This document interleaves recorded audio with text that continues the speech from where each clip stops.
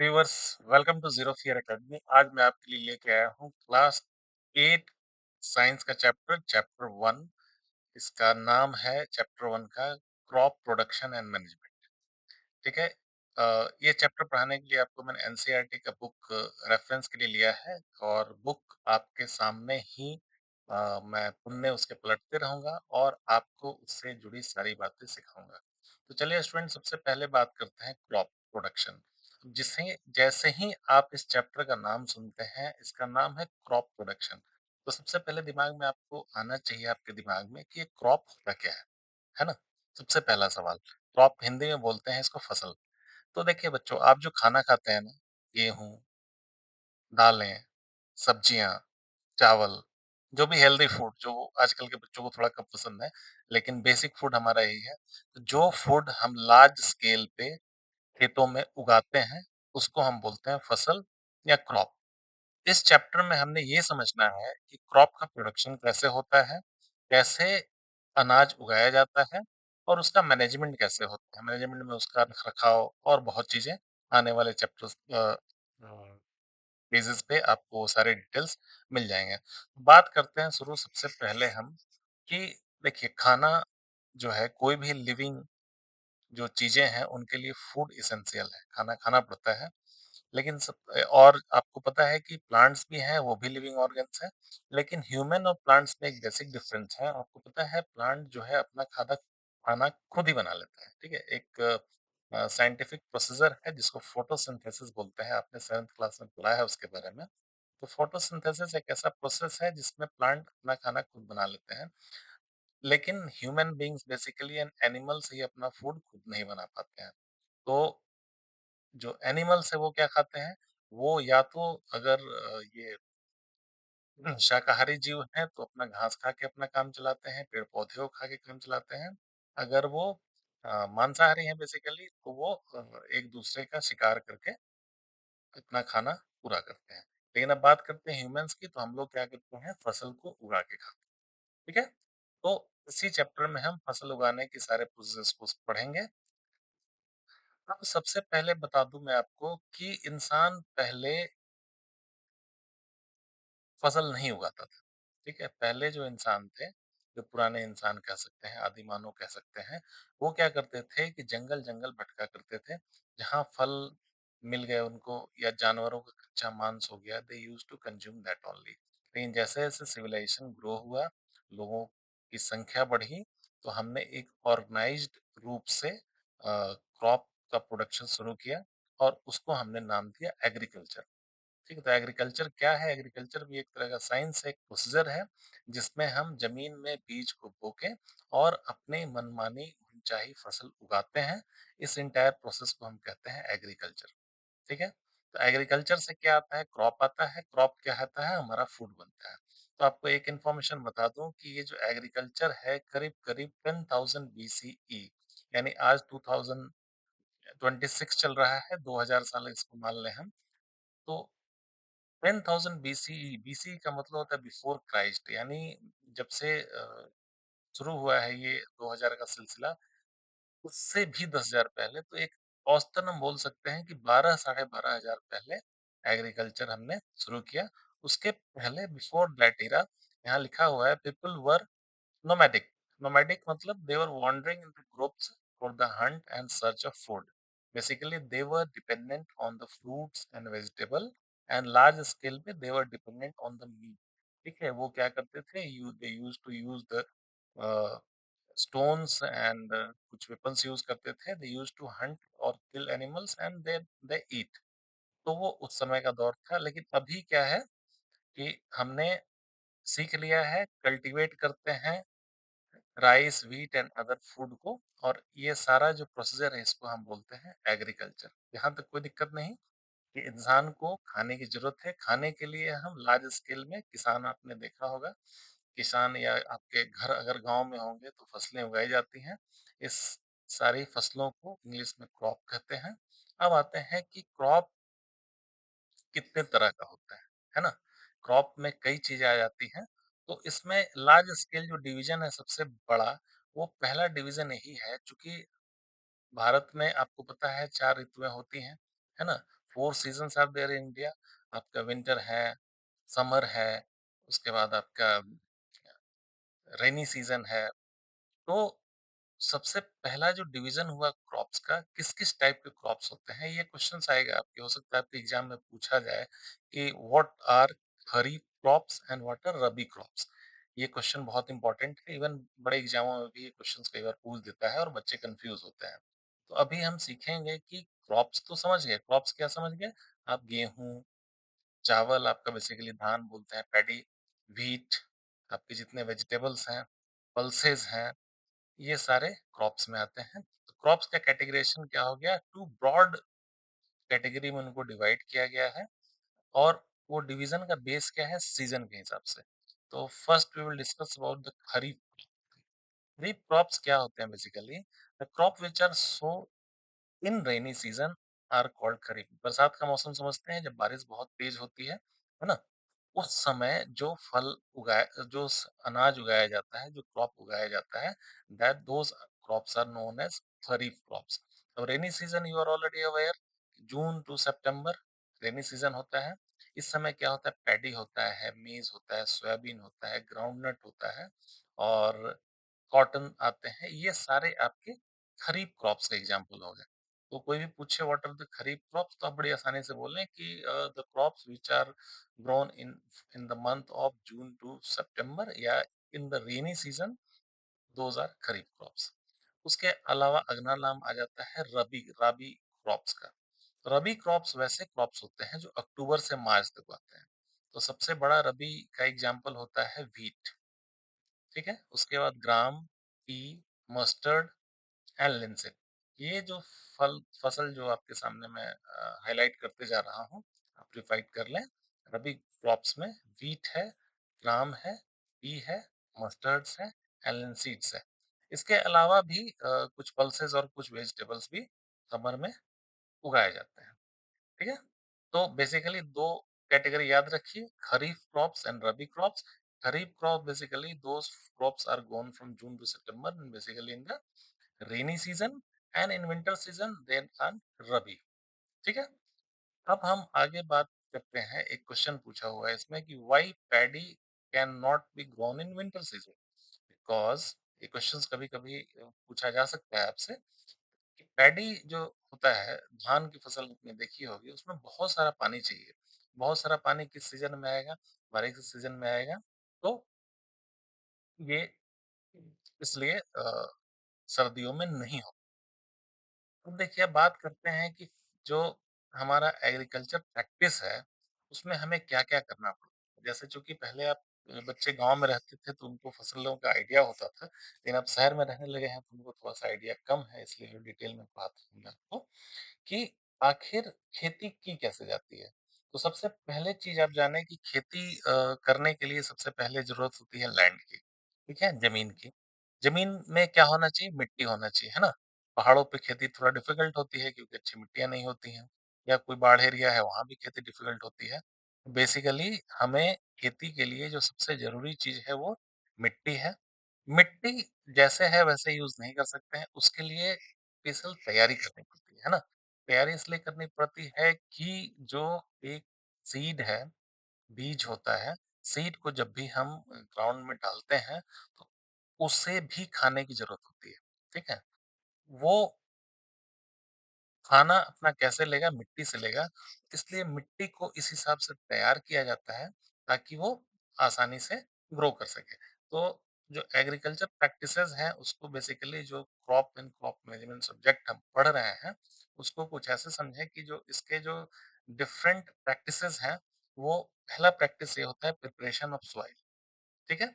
आप मिट्टी को तैयार करते हैं। उसके बाद क्या करते हैं? सोइंग, इसका मतलब उसमें हम क्या होता है, बीज को डालते हैं, ठीक है? तीसरा चीज़ क्या करते हैं कि उसमें हम मैन्योर एंड फर्टिलाइज़र्स बेसिकली खाद डालते हैं। उसके बाद हम उसका इरिगेशन करते हैं, यानी पानी डालते हैं, उसमें सिंचाई करते हैं। उसके बाद इतने में ही काम नहीं होता, इसके बाद हमें क्या करना होता है कि कीड़े होते हैं, कीड़े-मकोड़े से भी अपने फसलों को बचाना पड़ता है। उसके बाद हार्वेस्टिंग करते हैं, यानी जब फसल पक के तैयार हो जाती है, तो वी रीप हार्वेस्ट और उसके बाद उसको स्टोर कर लेते हैं। ये पूरा प्रोसीजर है। इसी में आपका क्रॉप मैनेजमेंट सारा आ गया। अब हम एक-एक करके जो बेसिक प्रैक्टिसेज़ हैं क्रॉप प्रोडक्शन की, उसको आपको समझाने की कोशिश करता हूँ बच्चों, है ना? तो सबसे पहले काम जो क्या होता है, जो वेरी फर्स्ट स्टेप है आपका, वो होता है प्रिपरेशन ऑफ सॉइल, ठीक है? मिट्टी जो आपकी है उसकी तैयारी। मिट्टी की तैयारी इसलिए ज़रूरी है कि मिट्टी जब ऐसे नॉर्मली छोड़ी रहती है तो काफ़ी टाइट हो जाती है ना? तो हमें क्या करना होता है, सबसे पहले हल आपने देखा होगा बच्चों, किसान लोग जो हल चलाते हैं, आजकल ट्रैक्टर से किया जाता है। इसमें प्रोसीजर सिर्फ़ यही है कि कुदाल, हल से लेके मिट्टी के सरफेस को थोड़ा-सा सॉफ्ट कर देना। ठीक है? सब फसल उगाने से पहले सबसे इम्पोर्टेंट क्या है, हम खेत की जुताई करते हैं। Basically we need to plough the field. उसके लिए हम ट्रैक्टर का हेल्प ले सकते हैं या पुराने ज़माने में जो बैल होते थे, बैल गाड़ी में प्लाउ लगाया जाता था और उससे खेत की मिट्टी को हम क्या करते हैं, अ, खेत की जुताई कर देते हैं बेसिकली। इससे क्या होता है कि जो सॉइल होता है वो लूज़ हो जाता है। ठीक है? लूज़ इसलिए हो जाता है कि लूज़ करने के बाद फ़ायदा ये होता है कि उसमें कई माइक्रो हैं और अर्थवॉर्म्स हैं, उन्हें घूमने की आज़ादी मिल जाती है। इससे क्या होता है कि वो बेसिकली जो मैंने पहले भी बताया कि कोई भी फसल है, उसे भी फूड की नीड होती है। आगे क्लासेस में आप समझेंगे कि कैसे वो फूड की नीड होती है वो और कैसे पूरा होता है। तो सबसे पहले हम प्रिपरेशन ऑफ सॉइल में सॉइल को लूज़ कर देते हैं थोड़ा। लूज़ करने के बाद उसे हम छोड़ते हैं और लेबलिंग करते हैं सेकंड स्टेप में। लेबलिंग का मतलब कि सबसे पहले आप अगर जैसे ही उसको प्लाउ करेंगे, ठीक है? ये देखिए आपके सामने किसान का एक फ़ोटो आ गया, ठीक है? ये हल बोलते हैं इसको, प्लाउ। इसको बैल अपने कंधों पे लिए हुए है और ज़मीन की एक खुदाई जैसी हो रही है। पूरा डीप खुदाई नहीं होती है, ऊपर-ऊपर ऊपर सॉइल को हमने खोद देना होता है और खोदने के बाद मिट्टी को लूज़ कर दिया जाता है। लूज़ इसलिए कि उसमें हवा, डिफरेंट बैक्टीरियाज़, माइक्रोब्स और उसके बाद अर्थवॉर्म्स उसमें घूमे और घूम के उस फसल के लिए जो चीज़ों की ज़रूरत है उसमें पूरा हो जाता है। उसके बाद क्या करते हैं, हम उसको लेबल कर लेते हैं, चूँकि जब भी प्लाउ करेंगे आप या टाइलिंग करेंगे बेसिकली, तो मिट्टी के बड़े-बड़े ढेले बोल सकते हैं या क्रम्स आ जाते हैं। उसके बाद क्या है, उन क्रम्स को हम ब्रेक करते हैं, अपने खेत को लेवलिंग करते हैं। लेवलिंग करने के बाद हम उनको थोड़ा-सा मॉइस्चराइज़ भी कर सकते हैं, उनको बेसिकली उनको पानी भी डालते हैं, ठीक है? तो ये प्रोसीजर पहला प्लाउ का हो गया और दूसरा हो आ गया जो बेसिकली इसमें आप हो का एग्ज़ाम्पल अगर आने वाले फ़ोटो में मिल जाए, हाँ, इस तरह से एक लेबलर होता है जिसके ऊपर हम रख के आराम से जब चलाते हैं उसको तो मिट्टी आपकी लेवल में आ जाती है, यानी उसके जो पत्थर जैसे गड्ढे-गड्ढे टाइप की चीज़ें जो क्या बोलते हैं, ढेले होते हैं उसके बेसिकली या क्रम्स बोलते हैं उसको, क्रम्स को हम लेवलर से लेबल कर लेते हैं। ठीक है? सेकंड प्रोसीजर ये हो जाता है। एग्री। उसके बाद हम आगे चलें अगर अपने टेक्स्ट में, तो हम देखते हैं बेसिकली कि पहली जुताई का काम हो गई आपकी, उसके बाद हम उसमें लेवल कर लेते हैं ताकि मिट्टी एक समरस हो जाए, बराबर हो जाए, प्लेन हो जाए। और चूँकि हमने प्लाउइंग कर दी है तो मिट्टी लूज़ भी हो गई है। सेकंड जो हमारा टास्क स्टार्ट होता है, वो होता है सोइंग, यानी जो सीड है उसको खेत में डालने का काम होता है। ये बहुत इम्पोर्टेंट पार्ट है। बिफ क्लीन एंड हेल्दी सीड को वैरायटी हम मार्केट से या किसान अपने पास बचा के रखते हैं, वो लेके आते हैं और उसको हम मिट्टी में डालते हैं। ठीक है? ये प्रैक्टिस नंबर 2 हो जाता है। मिट्टी के अंदर हम उस बीज को डालते हैं। इसके लिए हम मशीनों का भी इस्तेमाल करते हैं, बेसिकली सीड ड्रिल से भी करते हैं। पहले ट्रेडिशनल किसान क्या होता था कि अपने हाथों से ही एक-एक बीज को डालता था या फिर कई बार उसको पूरे के पूरे खेत में छींट दिया जाता था। ठीक है? चारों तरफ स्प्रेड कर देते थे। तो आजकल तो सीड ड्रिल आ गया है। देखिए इसमें क्या होता है, ये मशीन है आपके सामने स्क्रीन पे। इसके अंदर ये बॉक्स में हम सीड डालते हैं और ये ड्रिल कर करके पूरे खेत में ये सीड बिछ जाते हैं। ठीक है? तो सेकंड स्टेप हो गया आपका, आपने सबसे पहले खेत की जुताई कर दी, उसके बाद उसमें सीड डाल दिया। अब सीड जैसे ही जाएगा, तो मिट्टी को सीड को ग्रो करने के लिए, चूँकि मैंने बताया था आपको कि एक सीड भी क्या है, लिविंग ऑर्गेनिज़्म है, उसको ठीक से उगने के लिए भी फूड चाहिए होगा। तो फूड के बेटर ग्रोथ के लिए मम्मा आपको नहीं बोलती है कि कॉम्प्लान पिएँ, हॉर्लिक्स पिएँ, दूध खाओ, हेल्दी फूड खाओ तो आप ग्रो करोगे। उसी तरह से आपके सीड्स को भी ग्रो करने के लिए क्या चाहिए? अच्छे न्यूट्रिशन चाहिए। न्यूट्रिशन कहाँ से आता है? तो मैन्योर्स एंड फर्टिलाइज़र्स होते हैं, जो हम हेल्दी ग्रोथ के लिए इस्तेमाल करते हैं। फिर खेत में हम उसको डालते हैं। ये क्या होता है? आपके फसल को काफ़ी स्ट्रॉन्ग बनाता है ना? अब आगे इसके बाद क्या? तो उसके बाद सीड को ग्रो करने के लिए हम बेसिकली क्या करते हैं कि क्योंकि खाना उसको फर्टिलाइज़र से मिल गया, मिट्टी से उसको न्यूट्रिएंट्स मिल गए, लेकिन जैसे हम पानी पीते हैं, सीड को भी पानी की ज़रूरत होती है। उसके बाद हम क्या करते हैं, उसका इरिगेशन करते हैं अगले फ़ेज़ में बेसिकली, और उसकी सिंचाई करते हैं, ठीक है? अब इसमें एक बताऊँ मैं कि एक बहुत इम्पोर्टेंट चीज़ आता है कि 2 फसलों के बीच में हम दाल की फसल लगाते हैं, उस पे बात करेंगे अभी हम। देखिए, मैंने बताया कि जो सीड होता है उसका भी फूड हम देते हैं, फर्टिलाइज़र और मैन्योर की बात की हमने, है ना? फर्टिलाइज़र क्या है? Man made organic inorganic salt है। मैन्योर क्या है? नेचुरल सब्सटेंस है, जिसको हम डिकम्पोज़िशन ऑफ कैटल डंग या प्लांट रेसिड्यूज़ के साथ मिल जाता है। जैसे आप बात करें, बाज़ार में आप बोरे में बंद बिकता है, यूरिया बोलते हैं, पोटेशियम बोलते हैं, ये सब बाज़ार में अवेलेबल है, तो ये मैन मेड है। बेसिकली जो प्लांट के न्यूट्रिएंट्स हैं, नाइट्रोजन, फास्फोरस एंड पोटेशियम, तो ये सारे जो न्यूट्रिएंट्स हैं, ये मैन मेड होते हैं, हम फैक्ट्री में इसको बनाते हैं, और ये ज़मीन में जाके मिल जाते हैं और सीड्स उसको कंज़्यूम करते हैं और फसल ग्रो होती है, ये फर्टिलाइज़र्स होते हैं। इसके अपोज़िट अगर मैन्योर की हम बात करें तो नेचुरल सब्सटेंस हो जाते हैं। जैसे पत्ते सड़ गए, जो काऊ डंग यानी गोबर है, या कैटल का जो डंग है, वो सब जमा करके उसको सड़ाया जाता है बेसिकली, यानी डिकम्पोज़िशन किया जाता है। डिकम्पोज़िशन करने के बाद बेसिकली जो प्रोडक्ट मिलता है वो हमारा मैन्योर होता है। ये फ़ील्ड में हम लोग खुद से ही बना लेते हैं, और ये लॉट्स ऑफ ह्यूमस देता है सॉइल को, काले टाइप का होता है ह्यूमस, और ये रिलेटिवली लेस रिच है प्लांट के लिए, लेकिन ये बहुत ही जो सॉइल की क्वालिटी है उसको अच्छा मेंटेन करता है। अब हम बात करते हैं कि मैन्योर के एडवांटेजेस क्या होते हैं, ठीक है? तो फर्टिलाइजर्स क्या करते हैं कि ग्रोथ तो अच्छी देते हैं, लेकिन जो सॉइल की कैपेसिटी है, यानी उसकी जो एक क्षमता है कि बीज उसमें जब हम डालते हैं तो एक फसल बड़ी होती है, लेकिन वो उसको क्या करता है एग्जैक्टली थोड़ा खराब करता है। एडवांटेजेस की बात करें तो it enhances the water holding capacity of the soil, जो मैन्योर होता है।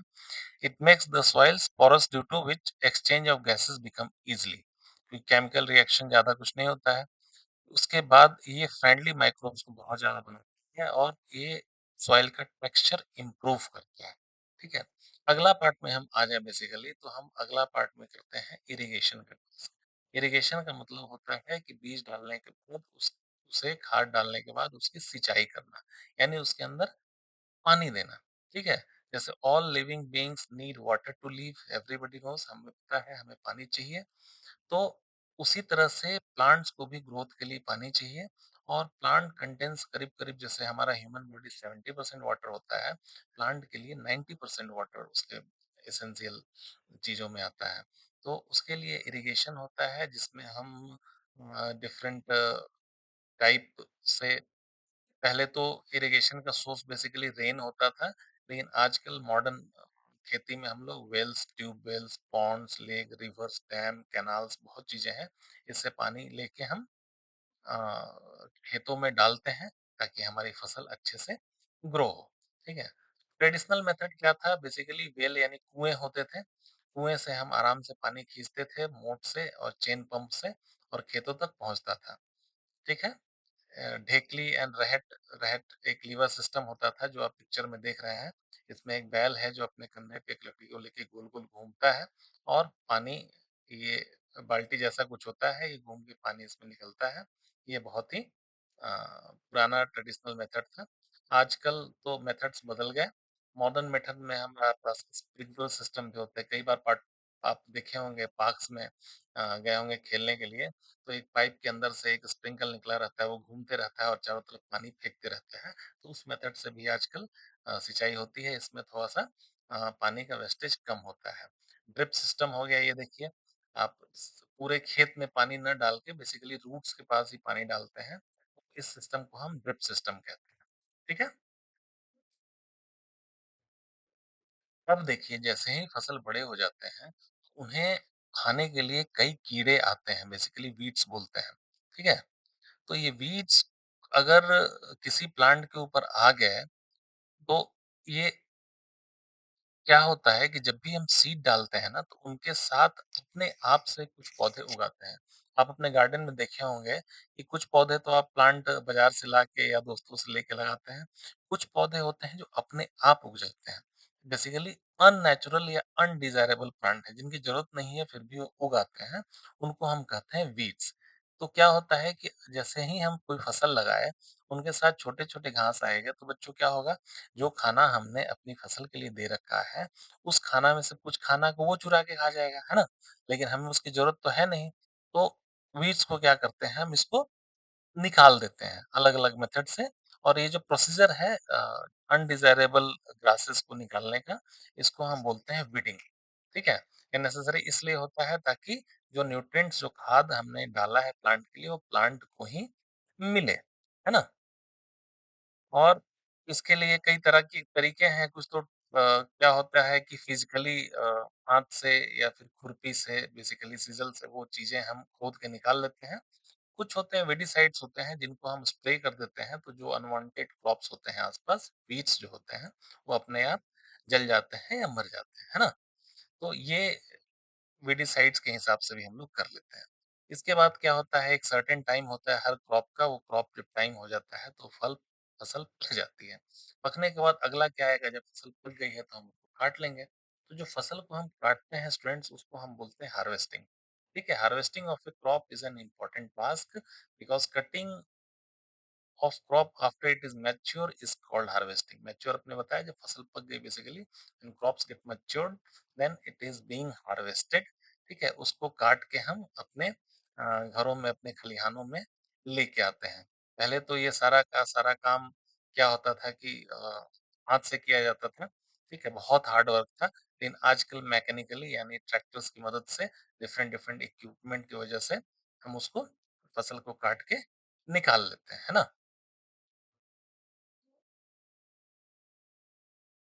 के बाद जब फसल कट जाती है, तो फसल क्या होता है दाने होते हैं, है ना?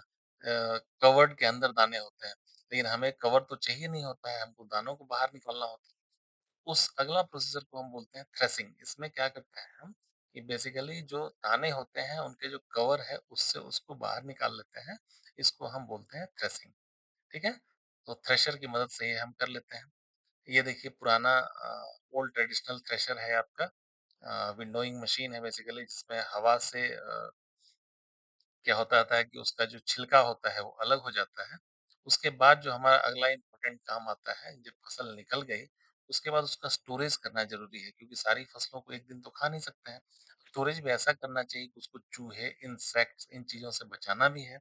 तो फ्रेशली इन्वेस्टेड जो भी आपके हार्वेस्टिंग क्रॉप्स होते हैं, उसको हम प्रॉपरली मॉइस्चर ड्राई एरिया में स्टोर कर लेते हैं। इसके लिए देखिए बड़े-बड़े स्टोरेज बने हुए हैं, इन स्टोरेज को सिलोज़ भी कहते हैं, ठीक है? ये food corporation of India basically बहुत सारे अनाज को स्टोर करती है, ठीक है?